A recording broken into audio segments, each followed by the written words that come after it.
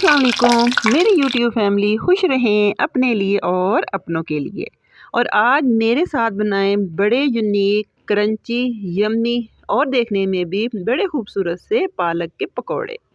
आपने काफ़ी सारी वैरायटी तो पालक के पकौड़ों की खाई होगी। आई होप ये वैरायटी आपके लिए होगी नई। चलें जी, स्टार्ट करते हैं। बिस्मिल्लाहिर्रहमानिर्रहीम। फ्रेंड्स, मैंने ले लिए 10 से 12 बड़े वाले पालक के पत्ते।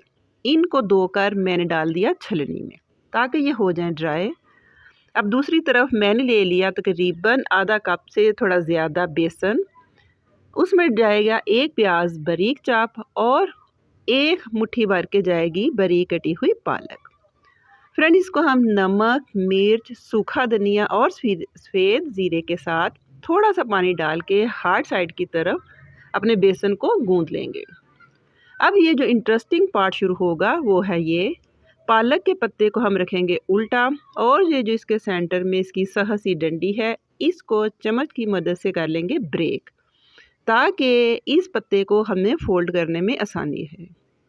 अब हम इसके जो बड़ी साइड की तरफ रखेंगे अपना तैयार किया हुआ बेसन और बड़े हल्के हाथों के साथ हम इस पत्ते को कर लेंगे फोल्ड। मैं चूँकि एक हाथ से कर रही हूँ इसलिए मुझे इस वक्त थोड़ी सी हो रही है ट्रबल।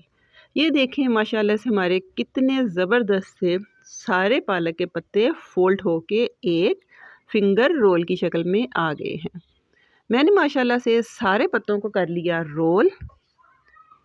ये देखें ना, माशाल्लाह देखने में भी कितने खूबसूरत और नए टच के पकौड़े लग रहे हैं। अब इनकी कोटिंग के लिए हम करेंगे 2 चम्मच मैंने ले लिया बेसन, उसमें थोड़ा सा आएगा नमक, सुरख मिर्च और सफ़ेद ज़ीरा। इसको हम गूंद लेंगे। इसको फौरी कोई रेस्ट देने की ज़रूरत नहीं है। अब हम एक एक अपना फिंगर पकौड़ा उठाएंगे और इसमें डिप करते हुए ऑयल में डाल देंगे।